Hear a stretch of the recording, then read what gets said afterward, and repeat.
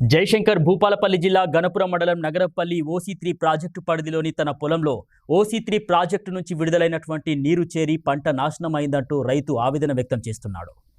గణపురం మండలం నగరంపల్లి గ్రామానికి చెందిన జిల్లా రవి అనేటటువంటి రైతు తన పంట పొలంలోకి కావల్సుకొని ఓసీ3 ప్రాజెక్టు నుండి నీటిని మళ్లించారని, దీంతో చేతికొచ్చినటువంటి పంట పూర్తిగా నాశనమైందని ఆరోపించారు. సంవత్సర కాలం పాటు పెట్టుబడి పెట్టి చేసినటువంటి కష్టం నీళ్లలో కొట్టుకుపోయిందన్నాడు.